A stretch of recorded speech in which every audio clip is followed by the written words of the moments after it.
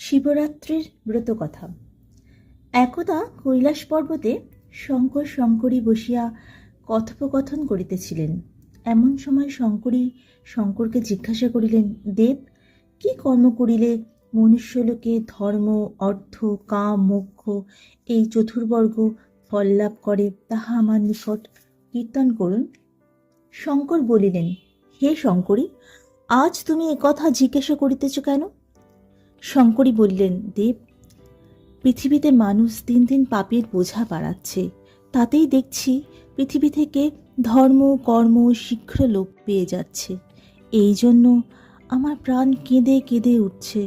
আপনি একটা ব্রত বলে দিন, মানুষ সহজে তাই করবে আর সর্বপাপ থেকে মুক্ত হতে পারবে। শঙ্কর মৃদু হেসে বললেন, দেবী, তোমার কথা এখন বুঝতে পেরেছি। মায়ের প্রাণ ছেলের জন্য কাঁদবে, এ আর বিচিত্র কি? শোনো বলি, ফাল্গুন মাসের কৃষ্ণপক্ষের যে চতুর্দশী তিথি, ওই দিনে যে ভয়ঙ্কর রাত্রি হয় তাকেই শিবরাত্রি বলা হয়।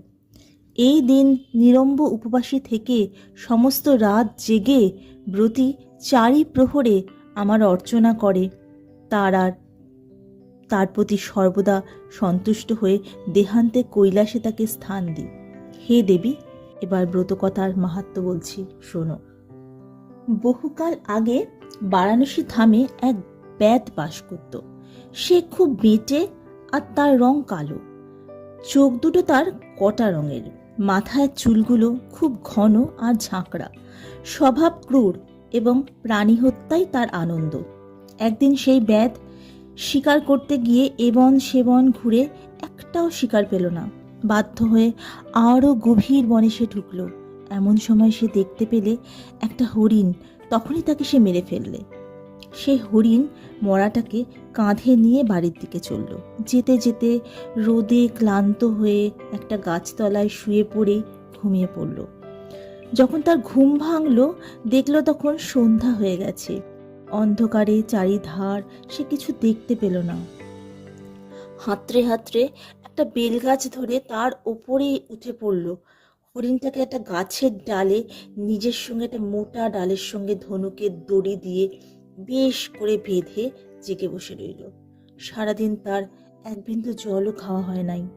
শিকারের জন্য খিদে আর তেষ্টায় তার চোখে জল এসে গেল। শুকনো বেলপাতা তার চোখের জলের সঙ্গে ঝরে ঝরে নিচে পড়তে লাগলো একটা শিবলিঙ্গের মাথার ওপর। কারণ ওই গাছের তলায় বহুকাল ধরে শিবলিঙ্গ মূর্তি ছিল। সুতরাং তার চোখের জলসহ শুকনো বেলপাতা সেই শিবলিঙ্গের মাথার উপর পড়ায় প্রকান্তরে তার শিব চতুর্দশীর ব্রত করা হয়ে গেল। তারপর ভোর হতে সে মরা হরিণটা নিয়ে নিজের বাড়ির দিকে ফিরে এলো। বউকে রান্না করতে বলে সে নাইতে গেল। নিয়ে যখন বাড়ি আসছে, তখন এক ভিখারির সঙ্গে দেখা হলো। সে ব্যাধের কাছে খেতে চাইলে ব্যাধ তাকে সঙ্গে করে বাড়ি এনে পেট ভরে তাকে খাওয়ালে। তারপর নিজেও খেলো। সেই ভিখারিকে খাওয়ানোতে তার শিব চতুর্দশীর ব্রতের পূর্ণ ফল হলো। একদা যখন ব্যাধ মারা গেল, যমদূতেরা তাকে বাঁধবার উপক্রম করছে। এমন সময় আমার দূতেরা অর্থাৎ শিবের দূতেরা এসে হাজির। তাই দেখে যমদূতেরা আমার দূতেদের সঙ্গে ভীষণ ঝগড়া করলে। আমার দূতেরা যমদূতেদের মেরে তাড়িয়ে দিয়ে ব্যাধকে নিয়ে কৈলাসে এসে হাজির। কিন্তু যমদূতেরা আমার দূতের সঙ্গে পিছু পিছু কৈলাসের ফটকের সামনে এসে নন্দীকে দেখে বললে, ওই ব্যাধ জীবনে অনেক মহাপাপ করেছে, অনেক জীব হত্যা করেছে, ও মহাপাপী, কৈলাসে থাকবার উপযুক্ত নয়, ওকে আমরা নিয়ে যেতে চাই। নন্দী যমদূতের সব কথা শুনে বলল, হে যমদূত, তোমরা যা বলছো তা সত্যি, কিন্তু শিবরাত্রির ব্রতের ফলে ওই ব্যাধের জন্মকৃত পাপ রাশি দূর হয়ে গেছে। এখন আর ওর ওপর তোমাদের কোনো অধিকার নেই।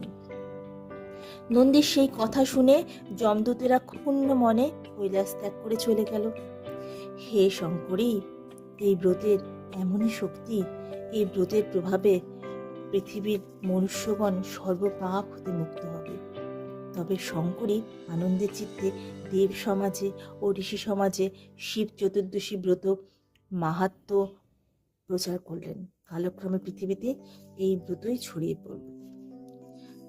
ব্রত ফল: এই ব্রত করিলে সংসারের সকল প্রকার দুঃখ কষ্ট দূর হয়। অধিকন্তু ধর্ম, অর্থ, কাম, মোক্ষ এই চতুর্বিধ ফল লাভ ব্রতী পাইয়া থাকেন। অথ শিবরাত্রির ব্রত সমাপ্ত।